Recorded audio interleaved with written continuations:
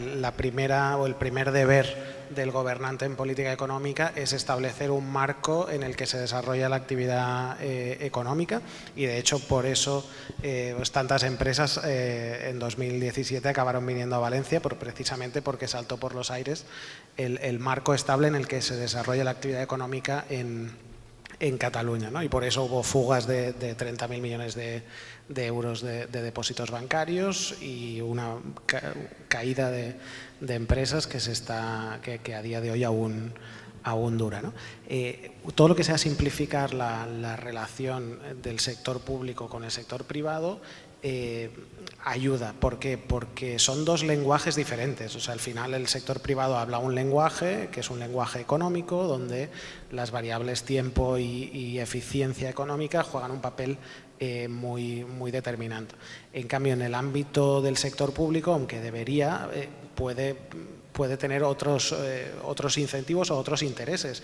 Y no es necesariamente malo, sino simplemente el sistema nos lleva a esas divergencias de lenguajes. Entonces, todo lo que sea buscar puntos de encuentro, y en el fondo la norma simplifica, lo que hace es traducir un poco el lenguaje del sector privado al sector público y facilita la comunicación entre sector público y sector privado, ¿no? Y ahí tiene una gran ventaja y es que te permite ser mucho más creativo, más imaginativo, pensar en grande, que no con el propio presupuesto municipal. O sea, es decir, el Ayuntamiento de Málaga, a la hora de pensar en la ciudad, no piensa en lo que va a hacer con su presupuesto municipal. Piensa lo que va a hacer con su presupuesto municipal, pero también con el presupuesto de esta empresa que va a aportar a la ciudad no sé qué, esta otra que va a aportar no sé cuántos. O sea, es decir, que el efecto de la colaboración público-privada es multiplicador. O sea, no es un juego de suma cero, sino es un juego exponencial, porque además esas empresas generan actividad económica, generan etc. De hecho, en la Comunidad de Madrid o sea, yo vivo desde hace un año, año y medio.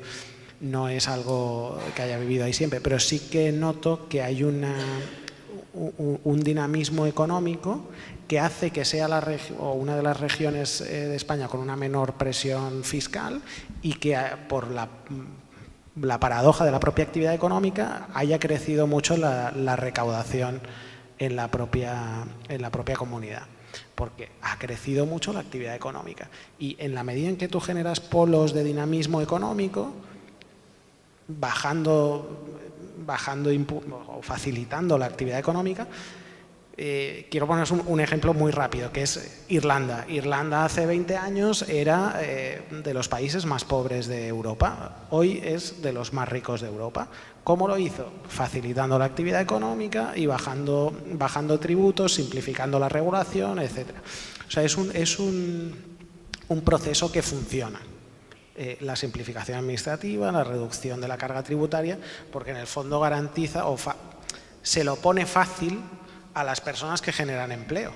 Probablemente si las empresas tuvieran una menor carga fiscal o por ejemplo los trabajadores viéramos o se nos pagase a nosotros todo el sueldo y las cotizaciones sociales las pagásemos nosotros, seguramente seríamos más cuidadosos con el gasto público que hace la administración estatal, autonómica, etcétera, y seríamos mucho más exigentes a la hora de rendir cuentas con ese gasto. En la Fundación tenemos un análisis, y con esto acabo, que se llama Día de la Liberación Fiscal, que es el día en el que los ciudadanos de las diferentes comunidades autónomas dejan de trabajar para cubrir su factura fiscal, todos sus impuestos que generan con el trabajo, las cotizaciones, el IRPF que pagan todo el año, el IVA que pagan cada vez que consumen.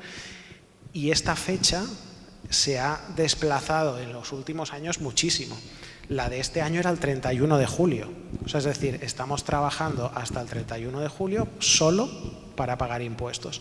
Hace 12 años que empezamos a hacer este estudio, el Día de la Liberación Fiscal era el 12 de mayo. Es decir, un mes y medio más que dedicamos de nuestra actividad económica a pagar impuestos. Y porque muchos no los vemos. pero derivan de nuestro trabajo. O sea, las cotizaciones sociales, si yo no trabajo, no se genera ese tributo. Por lo tanto, lo estoy soportando yo con mi actividad profesional.